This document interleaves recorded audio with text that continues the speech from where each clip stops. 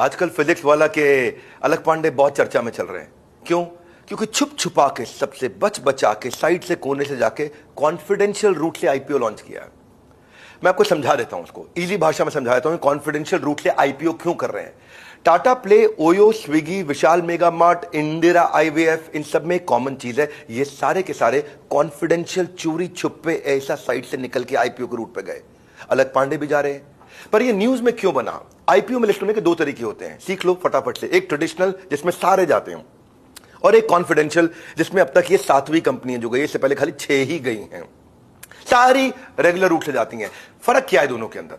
Stock exchange में list होने के लिए आपको डीआरएचपी फाइल करना होता है, जिसको बोलते हैं ड्राफ्ट होता है, रेड हेरिंग प्रोस्पेक्टस का, जिसमें सारी कंपनी की डिटेल होती है, कंपनी का फाइनेंस, कंपनी का मैनेजमेंट, कंपनी के अंदर की चीजें, अंदर की बातें, ऑपरेशनल डिटेल, ऑपरेशंस कैसे करी, स्ट्रैटेजी क्या हो रही है, कंपनी फ्यूचर में कहां जाएगी, वो सारी अंदर की मार्केटिंग की स्ट्रैटेजी, रेवेन्यू मॉडल की स्ट्रैटेजी डीआरएचपी में आनी है।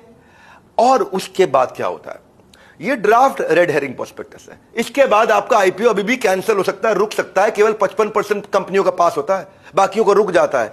लेकिन इन 55% कंपनियों का जिनका पास होता है वो ठीक है, जो 45% रुक गई उनकी पब्लिक में डिटेल आ गई, सारी कॉन्फिडेंशियल डिटेल्स पब्लिक में आ चुकी हैं। इसीलिए ये कॉन्फिडेंशियल रूट ले जाते हैं, ताकि अगर कहीं रुक भी जाए तो कोई दिक्कत ना हो, मेरी सारी सेंसिटिव इंफॉर्मेशन पब्लिक तक ना जाए, मैं सेफ गार्ड कर सकूं, अपनी इज्जत बचा सकूं, अपने कपड़े ढक के रख सकूं। और वैसे भी उसके बाद ट्रेडिशनल रूट में आप 12 महीने तक दोबारा फाइल कर सकते हो, और इनके कॉन्फिडेंशियल रूट में 18 महीने तक दोबारा फाइल कर सकते हो। लेकिन अपनी बातें अपने तक रखी, किसी और को मेरे सीक्रेट ना पता चल जाए, ये इसका पर्पस था। डिस्क्लोज ना हो जाए, कॉन्फिडेंशियल रहे, छुपा रहे। फिजिक्स वाला की ये थी असली कहानी, एक ट्रेडिशनल, एक कॉन्फिडेंशियल, मोस्ट इफेक्टिव मेथड है। आईपीओ अगर आपको जाना है और आप भी उसकी तैयारी कर रहे हैं, आइडिया टू आईपीओ के इवेंट के बारे में सारे जान चुके हैं। अगर आपको नहीं पता, इस नंबर पे फोन लगा के पता लगाइए।